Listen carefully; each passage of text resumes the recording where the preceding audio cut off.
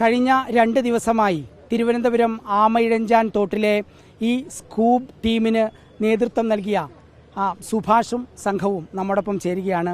ഇങ്ങനൊരു അനുഭവം ഇതിനു മുമ്പ് ഉണ്ടായിട്ടില്ല. എങ്ങനെയാണ് ഇത് ഫീൽ ചെയ്യുന്നത്? ഇത്രയും വലിയൊരു അനുഭവം ഇതുവരെ ഉണ്ടായിട്ടില്ല.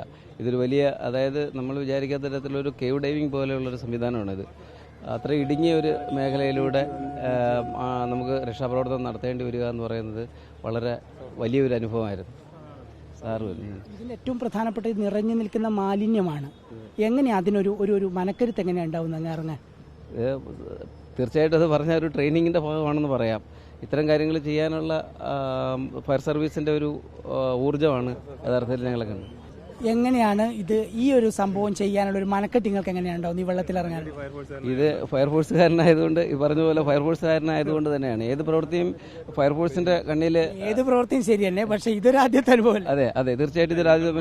പിന്നെ ഇങ്ങനെയുള്ള ഒരു സിറ്റുവേഷനിൽ നമ്മൾ പ്രവർത്തിക്കാനുള്ള ഒരു ഊർജ്ജം എന്ന് പറയുന്നത് കൂട്ടായിട്ടുള്ളൊരു പ്രവർത്തനമാണ്. ഈ ഫയർഫോഴ്സിനെ, സ്കൂബ ഡൈവിങ്ങിനെ സംബന്ധിച്ച് കൂട്ടായിട്ടുള്ളൊരു പ്രവർത്തനമാണ് ഏറ്റവും പ്രധാനമായിട്ടുള്ളത്.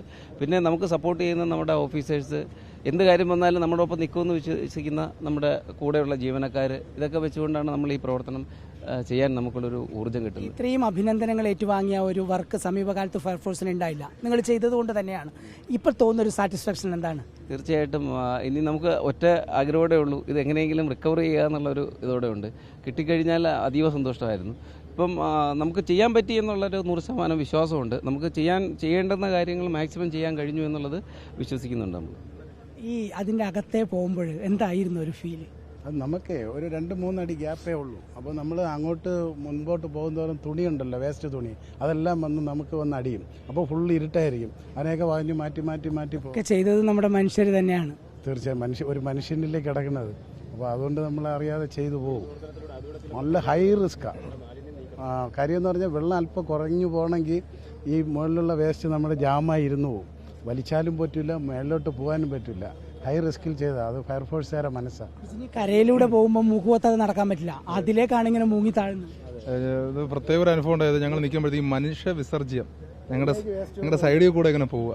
അപ്പോൾ നമ്മളിതായിട്ട് പ്രധാനമായിട്ട് ചെയ്യേണ്ടതെന്ന് പറഞ്ഞാൽ, നമ്മൾ ഈ സ്കൂളിലെ പാഠ്യ വിഷയം പോലെ മലയാളം ഹിന്ദി പോലെ ഈ വേസ്റ്റ് മാനേജ്മെൻറ്റ് പിള്ളേരെ പഠിപ്പിച്ചു തുടങ്ങണം. അതോടുകൂടി ശരിയാവും. നമ്മൾ എങ്ങനെയാണ് വേസ്റ്റ്, ഇപ്പം മനുഷ്യനല്ലാതെ വേറെ ആരും ഈ സാധനം ഇട്ടിട്ടില്ല. അതുകൊണ്ടാണ് ഈ വേസ്റ്റ് ഇങ്ങനെ അടിയാൻ കാരണം, ഇതിപ്പോൾ ഇങ്ങനെ സംഭവിക്കാൻ കാരണം. അപ്പോൾ അത് ചെയ്തു കഴിഞ്ഞാൽ കാര്യങ്ങൾ ക്ലിയർ ആവും ഇനിയുള്ള തലമുറയെങ്കിലും. ഈ ടീമാണ് യഥാർത്ഥത്തിൽ ഇന്നലെയും ഇന്നുമായി കേരളത്തിന്റെ പ്രശംസ ഏറ്റുവാങ്ങുന്നത്. ഇവർ പറഞ്ഞത് തന്നെയാണ് ഇതിലെ പോയിന്റ്. മനുഷ്യരിൽ നിന്ന് തന്നെയാണ് ഇത് തുടങ്ങേണ്ടതും.